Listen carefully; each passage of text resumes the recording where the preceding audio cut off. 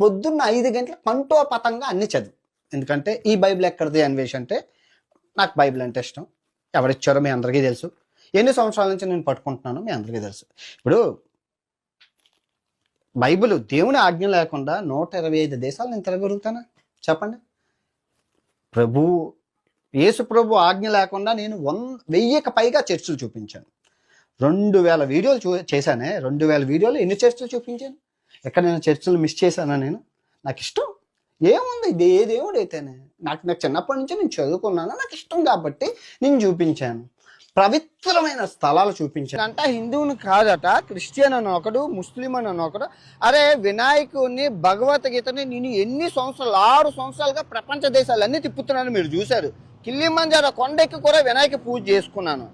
మీరెవరో చెప్పడానికి నేను హిందువుని కాదని.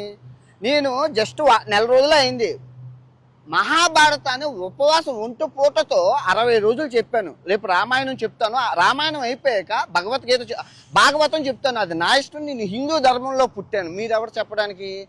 దరిద్రమైన దేశంలో పుట్టి మళ్ళీ దరిద్రులు మాట్లాడతాం సనాతన ధర్మం ఇది. గరికపాటి నరసింహారావు గారికి మీకు మూడు వస్తుంది, ఎందుకంటే ఉప్పు కారం తింటున్నారు కాబట్టి.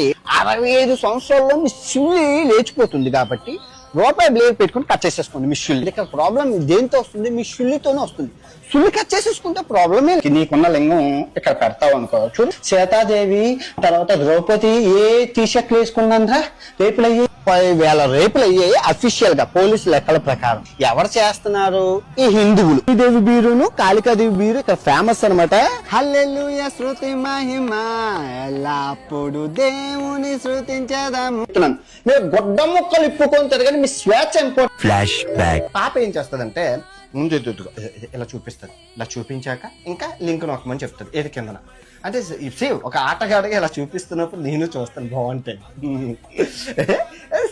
నేను కూడా అబ్బాయినే కదా, సో చూపిస్తాను నేను. కాకపోతే లింక్ నొక్కను. ఇవన్నీ ఎన్నిసార్లు చూపించిందో అందరికీ తెలుసు. చూసే వాళ్ళందరికీ కింద కామెంట్ చేయండి అమ్మా.